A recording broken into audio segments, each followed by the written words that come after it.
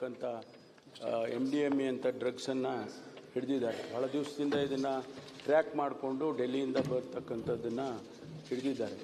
ಬಹುಶಃ ಇದು ಇಡೀ ರಾಜ್ಯದಲ್ಲಿ ಇಷ್ಟೊಂದು ದೊಡ್ಡ ಮೊತ್ತದ ಒಂದೇ ಬಾರಿ ಸಾವಿರಾರು ಕೋಟಿ ರೂಪಾಯಿದು ಹಿಡಿದಿದ್ದಾರೆ. ಆದರೆ ಒಂದೇ ಬಾರಿ ಇಷ್ಟೊಂದು ಮೊತ್ತದ ಡ್ರಗ್ಸನ್ನು ಹಿಡಿದಿರ್ತಕ್ಕಂಥದ್ದು ಇದೇ ಮೊದಲು. ಅದಕ್ಕೆ ನಾನು ಸದನಕ್ಕೆ ತಿಳಿಸ್ತಾ ಇದ್ದೇನೆ. ಜೊತೆಗೆ ಅವರಿಗೆ ನಮ್ಮ ಅಧಿಕಾರಿಗಳಿಗೆ ಅಭಿನಂದನೆಯನ್ನು ಸಲ್ಲಿಸ್ತೀನಿ. ಅಧ್ಯಕ್ಷರೇ, ನಾನು ಕೂಡ ಒಂದು ನಿಮಿಷ ಅಧ್ಯಕ್ಷರೇ, ನಾವು ಸಹ ಒಂದು ಅಭಿನಂದನೆ ಸಲ್ಲಿಸ್ತೀವಿ. ಸನ್ಮಾನ್ಯ ಸಭಾಧ್ಯಕ್ಷರೇ, ಏನು ಯುವಕರನ್ನು ಬಲಿ ಪಡೀತಕ್ಕಂಥ ಒಂದು ಮಾದಕ ದ್ರವ್ಯದ ಸುಮಾರು 75 ಕೋಟಿ ರೂಪಾಯಿಯ ಮೌಲ್ಯ ಇರತಕ್ಕಂಥ ಒಂದು ಮಾದಕ ವಸ್ತುವನ್ನು ಮಂಗಳೂರು, ವಿಶೇಷವಾಗಿ ಮಂಗಳೂರಿನ ಪೊಲೀಸರು ಬೆಂಗಳೂರಿಗೆ ಬಂದು ಆ ಮೂಲಕ ರಾಜ್ಯದಲ್ಲಿ ಅದರ ಜಾಲ ಎಲ್ಲಿ ಇದೆ ಅದನ್ನು ಹುಡುಕಿ ಹಿಡಿದಿರ್ತಂಥದ್ದಕ್ಕೆ ನಾನು ಮಂಗಳೂರಿನ ಜನತೆಯ ಪರವಾಗಿ ನಾನು ಅವರಿಗೆ ಇಲಾಖೆಯ ಪೊಲೀಸ್ ಅಧಿಕಾರಿಗೆ ಅಭಿನಂದನೆಯನ್ನು ಸಲ್ಲಿಸಲಿಕ್ಕೆ ನಾನು ಸಂತೋಷ ಪಡ್ತೇನೆ.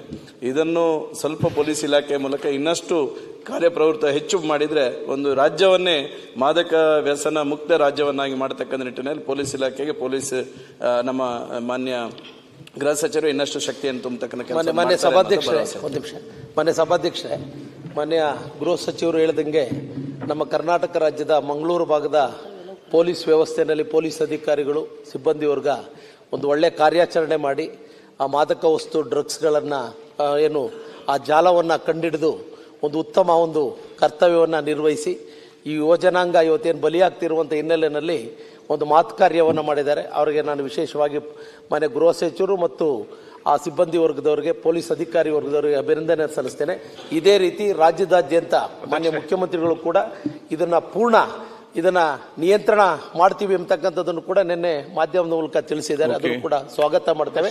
ಅದು ಕಟ್ಟುನಿಟ್ಟಿನ ಒಂದು ವ್ಯವಸ್ಥೆ ರಾಜ್ಯದಲ್ಲಿ ಆಗೋದ್ರ ಮೂಲಕ ಈ ದೇಶಕ್ಕೆ ಕರ್ನಾಟಕ ಒಂದು ಸಂದೇಶವನ್ನು ನೀಡಬೇಕು ಅಂತ ತಮ್ಮ ಮೂಲಕ ಸರ್ಕಾರಕ್ಕೆ ಮನವಿ ಮಾಡ್ತೀವಿ. ಸಭಾಧ್ಯಕ್ಷರೇ, ಮೊನ್ನೆ ರಾತ್ರಿ 2 ತಿಂಗಳ ಹಿಂದೆ ನಮ್ಮ ಕ್ಷೇತ್ರ ನ್ಯಾಮತಿ ತಾಲೂಕಿನಲ್ಲಿ 28 ಕೋಟಿ ರೂಪಾಯಿದು ದರೋಡೆಯಾಗಿತ್ತು. ಬ್ಯಾಂಕು, ಬಂಗಾರ ಮತ್ತು ಹಣ.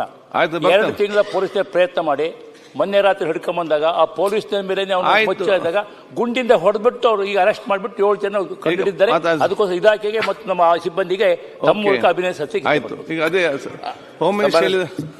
ಸನ್ಮಾನ್ಯ ಸಭಾಧ್ಯಕ್ಷರೇ, ಇವತ್ತೇನು ನಮ್ಮ ಕರ್ನಾಟಕ ರಾಜ್ಯದ ಪೊಲೀಸು ದಕ್ಷ ಪೊಲೀಸರಿಗೆ ಒಂದು ಹೆಗ್ಗಳಿಕೆ ಮತ್ತು ಪ್ರಶಂಸನೀಯ ಕೂಡ.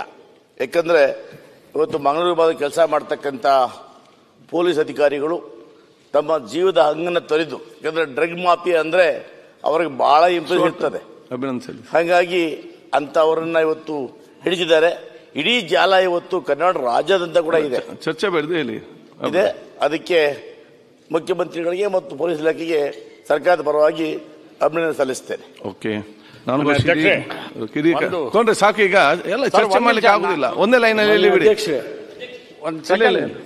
ಮಾನ್ಯ ಅಧ್ಯಕ್ಷರೇ, ಮಾನ್ಯ ಸದಸ್ಯರುಗಳ ಸಲಹೆಯನ್ನೆಲ್ಲ ತೆಗೆದುಕೊಂಡು ಈಗಾಗಲೇ ಮಾನ್ಯ ಮುಖ್ಯಮಂತ್ರಿಗಳು ಸದನದಲ್ಲೇ ಹೇಳಿದ್ದಾರೆ, ನಮಗೆ ಈ ಡ್ರಗ್ಸ್ ಬಗ್ಗೆ ಝೀರೋ ಟಾಲರೆನ್ಸ್, ಕರ್ನಾಟಕದಲ್ಲಿ ಯಾವತ್ತೂ ಕೂಡ ಇದನ್ನು ಟಾಲರೇಟ್ ಮಾಡೋದಿಲ್ಲ, ಇದರ ಬಗ್ಗೆ ಒಂದು ಯುದ್ಧವನ್ನೇ ಸಾರ್ತೇವೆ ಅಂತಕ್ಕಂಥದ್ದನ್ನು ಮಾನ್ಯ ಮುಖ್ಯಮಂತ್ರಿಗಳು ಹೇಳಿದ. ಅದರ ಪ್ರಕಾರ ಇಲಾಖೆಯಲ್ಲಿ ಈಗಾಗಲೇ